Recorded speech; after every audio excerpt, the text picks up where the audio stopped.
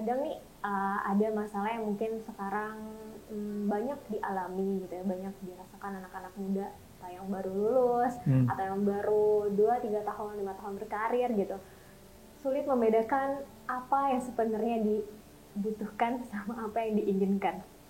Ya, ya itu kalau kemudian kembali bingung situ, kembali ke noble purpose tadi. Apa sih kira-kira misi yang Tuhan berikan kepada Anda di muka bumi ini sih? Apa yang mau dipersembahkan di muka bumi ini sih? Apa yang itu kamu ahli di situ, dan kamu menyintai itu, dan kamu bisa mendapat bayaran itu, dan itu diperlukan di dunia, itu dicari dulu. Nah, itu penting. Nah, kebanyakan yang bingung itu, yang penting kerja dulu. Nggak memikirkan yang itu. Akhirnya apa? Rutin. Hanya bentuknya robot dalam bentuk manusia. Hanya rutin, rumah, mobil, kantor, kantor, mobil, rumah, rumah, mobil, kantor. Itu kan Profesor Hamka pernah membuat quote bagus menurut saya. Kalau hidup hanya sekedar hidup, kera di hutan juga hidup. Kalau kerja hanya sekedar kerja, kerbau di sawah juga kerja. Maka buat yang baru lulus, buat mahasiswa, ataupun siapapun yang kemudian masih bingung, dugaan saya, kalau dia bingung, pasti dia belum menemukan apa noble purpose-nya di muka bumi ini.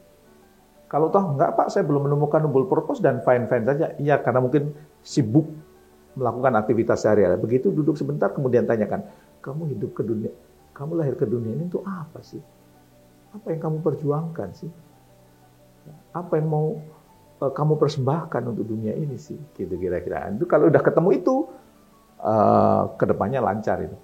Noble purpose ya Pak? Noble purpose, penting noble purpose. Dan ditambah mungkin nggak goyah dengan ya kan, kalau atau omongan orang lain. Kalau kata Stephen Covey itu, dunia itu berubah begitu cepat. Dan itu kita perlu menaklukkan perubahan. Dan orang-orang yang bisa menaklukkan perubahan adalah siapa? Mereka yang di dalam dirinya ada satu hal yang tidak bisa berubah. Jadi orangnya nggak pelin-pelan, dia punya pendirian. Dan satu hal yang tidak berubah itu adalah noble purpose. Ada yang mengartikan panggilan hati, panggilan jiwa. Nah, kalau kemudian kita ini suka bingung menghadapi dunia yang berubah, kemungkinan besar dia belum menemukan noble purpose-nya. Kalau saya sudah menemukan noble purpose-nya, maka saya menikmati hidup, sehingga saya ketika bekerja sedang merasa tidak bekerja, sedang menjalankan hobi, saya enjoy, saya senang, saya asik, dan saya menikmati kehidupan ini. Noble purpose itu ada, apakah sama Pak kaitannya dengan passion? Passion hanya salah satu bagian kan. Kalau passion kan ukurannya cuma sesuatu yang kamu kalau mau melakukan sesuatu itu menunggu-nunggu, dan begitu kamu melakukannya enjoy, setelah melakukannya senang, kan itu kan. Tapi kan tadi ada, kamu melakukan itu dibutuhkan dunia enggak? Jangan-jangan enggak dibutuhkan dunia, kamu cuma senang doang. Jangan-jangan itu enggak dibayar juga, ya. Jadi kalau enggak dibayar kehabisan bensin.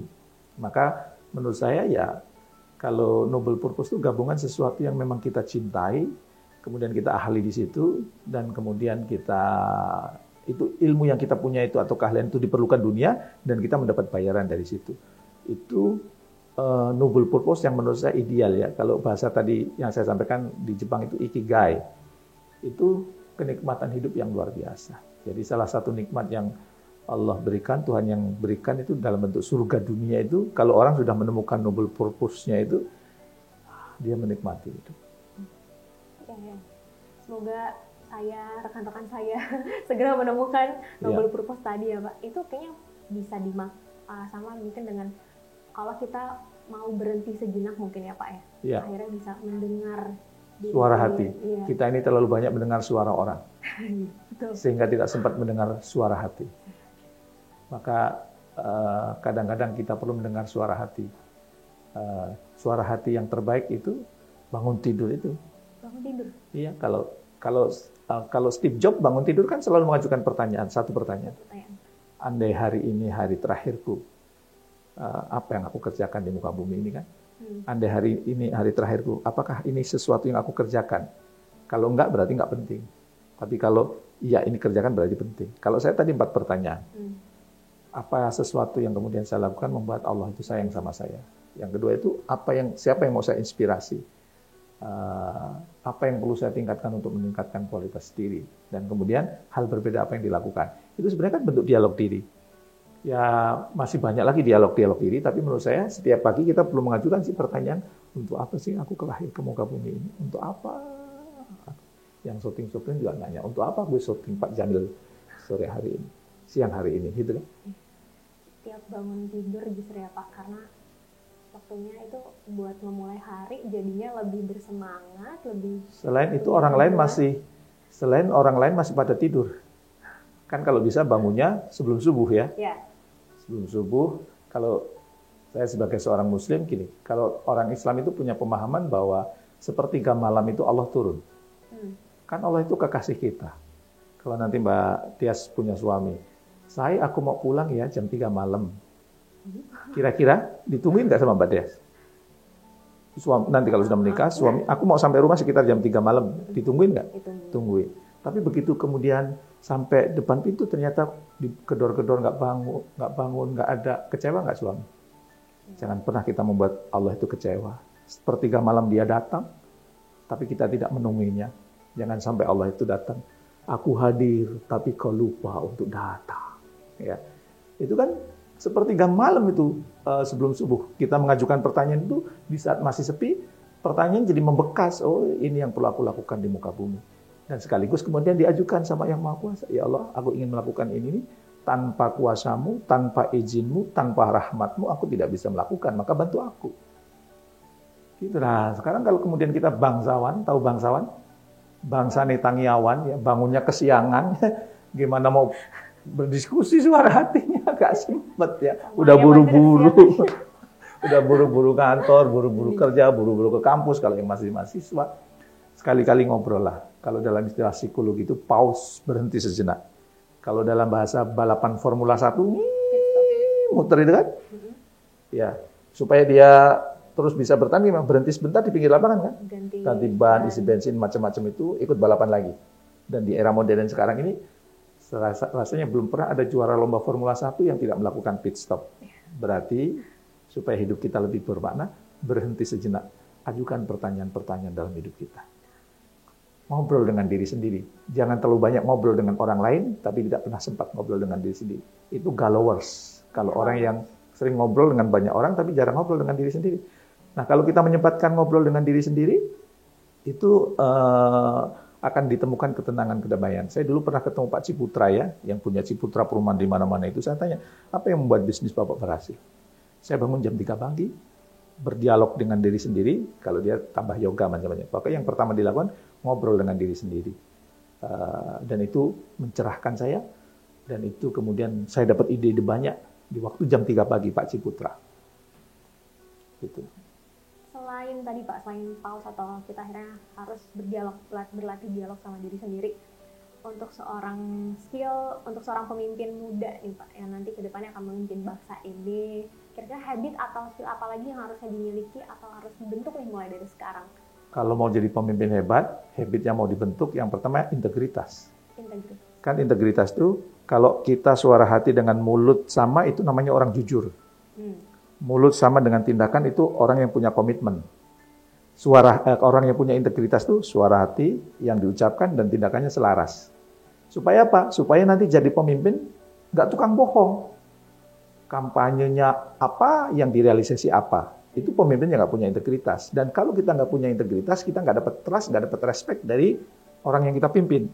Padahal inti dari leadership itu kalau menurut John Maxwell, influence, pengaruh. Kita akan punya pengaruh kalau kita punya trust dan respect.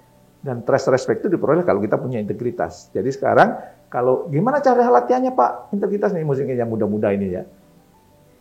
Berjanji pada diri sendiri tepati. Misalnya, saya hari ini akan berjanji bangun jam 4, tepati. Supaya kita terbiasa menepati apa yang kita ucapkan, apa yang kemudian kita janjikan terhadap diri sendiri. Bagaimana mungkin Anda akan menepati janji kepada orang lain, kalau janji terhadap diri sendiri aja tidak ditepati. Maka kita perlu berlatih, yuk komitmen diri, misalnya hari ini setiap hari aku mau olahraga 30 menit, tepati. Itu latihan integritas itu. Nah, kalau kemudian kita nggak tepati, gimana mau janji dengan orang lain? Apalagi misalnya sehari saya belajar 2 jam, tepati. Sebagai bentuk latihan. Jadi integritas itu penting. Baru setelah kemudian punya integritas itu, bangun koneksi, ya, bersahabat, berorganisasi, gitu ya. Jadi apa namanya, interaksi dengan orang itu menentukan kesuksesan orang juga. Kalau kita lihat risetnya Thomas C. Stanley itu kan ada 30 indikator, ada 30 hal yang membuat orang itu sukses. Nomor 1 itu integritas, nomor 2 itu disiplin, nomor 3 itu berhubungan baik dengan orang. Dan dia tahu nggak nilai di sekolah itu peringkat keberapa? 20-an? Peringkat terakhir, peringkat 30. Jadi yang IPK-nya 4,0 nggak usah belagu, karena itu peringkat 30. Tapi kalau kamu kuliah kemudian integritasnya oke, disiplinnya oke, hubungan dengan berbagai pihak oke, dengan dosen oke, dengan mahasiswa oke, dengan masyarakat oke, itu modal gitu ya. Apa namanya? Ya kalau bisa sih 30-30-nya punya, walaupun nilai perangkat 30 nilainya bagus, nggak apa-apa. Tapi yang kalau saya biasa pakai Pareto ya, Pareto itu kan fokus pada yang 20, nanti yang 80 akan dapat. Ya sudah, itu kan 30. 30 faktor penentu kesuksesan seorang. Ya saya ambil 6 saja lah. 1, latihan integritas. 2, disiplin. 3, bangun hubungan dengan orang. Yang keempat, rumah tangganya oke. Ya kan? Jadi ya saya berusaha membangun rumah tangga saya juga rumah tangga yang oke gitu. Kira-kira fokus di seputar itu, insya Allah akan atas izin yang Maha Kuasa, atas izin Allah kita akan sukses. Bisa bersaing ya Pak? Bisa, bukan hanya bisa bersaing, mungkin malah melebihi persaingan. Dan sebisa mungkin malah nggak usah bersaing, capek. Kalau teorinya itu, gimana supaya kita nggak bersaing? Kan kalau dalam bisnis, jadilah yang pertama. Wah ini kan berarti perlu orang kreatif ya. Ya Elon Musk, ya. Itu pertama. Kalau susah, jadilah yang terbaik, bersaing. Ya. Tapi ada juga jadilah yang berbeda. Ya, kalau jadilah yang berbeda nggak ada pesaing, maka jadilah orang yang berbeda. Berbeda itu maksudnya apa?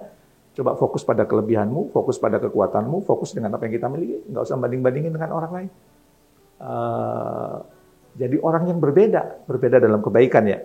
Nah, itu enak. Nggak perlu ada persaingan. Jadi kalau bahasa bisnisnya, hidupnya di blue ocean, bukan red ocean. Red ocean itu berdarah-darah, capek, bersaing. Kerjanya ngoyo, dapatnya pas-pasan. Kalau saya sering ngomong, udahlah kerjanya kerja keras, berangkat pagi, pulang malam, berangkat pagi, pulang malam gitu. Tapi penghasilan segitu-gitu aja. Saya sering menamakan itu kelompok P16, kan? Pergi pagi, pulang petang, pantat peot, pinggang pegel, pala pusing, penghasilan pas-pasan, pajak pula, pas pensiun penyakitan. Ya Allah. Itu aja berapa itu? Ya, Pak. P16. Ya, itu karena nggak enjoy. Gitu kira-kira. Jadi itu yang apa? Jadi caution atau warning buat anak-anak muda zaman sekarang jangan sampai terkungkung atau akhirnya karena takut gitu ya Pak, karena kan masa depan ya nggak ada suatu hal yang pasti gitu ya Pak. Takut mencoba, takut kalau misalkan ikutin passionnya nggak dapat biaya makan atau hidup gitu. Kalau saya dapat dari guru saya gini Mbak Dias. Ya walaupun entah ini benar entah nggak ya, tapi itu saya pegang tuh. Kenapa Allah itu menciptakan manusia? Karena bosan dengan malaikat yang selalu benar. Dia ingin orang yang berbuat salah. Sehingga Ghafurur Rahim, Maha Pemaafnya itu berfungsi. Makanya ada seorang guru dengan murid pergi dari tanah suci, di depan multajam itu muridnya bilang, "Guru, tolong doakan saya agar saya tidak pernah berbuat maksiat." Gurunya bilang, nggak mau. Kenapa? Nanti Allah nggak Ghafurur Rahim dong. Ya, kalau kemudian kita melakukan salah, enjoy aja, tinggal minta maaf. Nggak usah kemudian, salah satu penyebab orang nggak happy itu apa? Perfeksionis. Semuanya ingin terlihat sempurna. Itu nggak happy itu. Ya, jalan aja, salah ya, enjoy aja. Namanya manusia tempat kesalahan. Kita bukan malaikat, ya. Kadang-kadang salah, biasa enjoy your life, ya. Makanya kalau saya menyemangati anggota tim saya di perusahaan-perusahaan saya, itu saya bilang, kamu dalam urusan pekerjaan ini, yang itu wewenang kamu, lebih baik minta maaf daripada minta izin. Jangan sebentar-bentar izin, jangan sebentar izin, capek. Terus jalanin, kalau itu wewenang kamu salah, minta maaf. Lah ini kalau apa-apa minta izin, ya nggak akan berkembang gitu. Jadi nggak usah takut jalanin hidup itu. Salah, ya sudah biasa. Dan kita lihat orang-orang yang hebat-hebat itu pernah berbuat salah kan. Ya. Jadi termasuk Nabi Adam aja berbuat salah. Ya, nggak enjoy aja, nikmati, nggak usah terlihat sempurna. Tidak ada yang sempurna. Ya kadang kalau saya salah juga sama istri sama anak, minta maaf aja. Salah sama yang lain juga minta maaf. bagian dari acceptance juga ya tadi Iya. Pak ya, menerima dan bagian dari yang kalau maaf dan memaafkan itu bagian dari juga yang meningkatkan kebahagiaan hidup kita. Nah Pak, mungkin satu pesan, satu kalimat nih Pak untuk pemimpin-pemimpin masa depan, boleh disampaikan Pak? Oke, pesan terakhir atau apa ya, penutup dari saya itu sebenarnya ini terinspirasi dari quote-nya Jack Welch ya. Sebelum Anda menjadi seorang pemimpin, sukses itu adalah memberdayakan diri sendiri. Begitu kita menjadi pemimpin, sukses itu adalah memberdayakan orang lain. Maka gimana supaya Anda jadi pemimpin? Sekarang berdayakan diri Anda dulu, ya, dan sambil berproses bagaimana Anda memberdayakan orang lain, mensukseskan orang lain, menumbuhkan orang lain, menghebatkan orang lain. Jangan hanya fokus pada diri sendiri. Pemimpin itu ngomongnya kita, bukan aku. Saya berhasil, kamu berhasil, saya berkembang, kamu berkembang, saya sukses mulia, Anda sukses mulia. Gitu kira-kira. Terima kasih banyak Pak Jamil hari ini.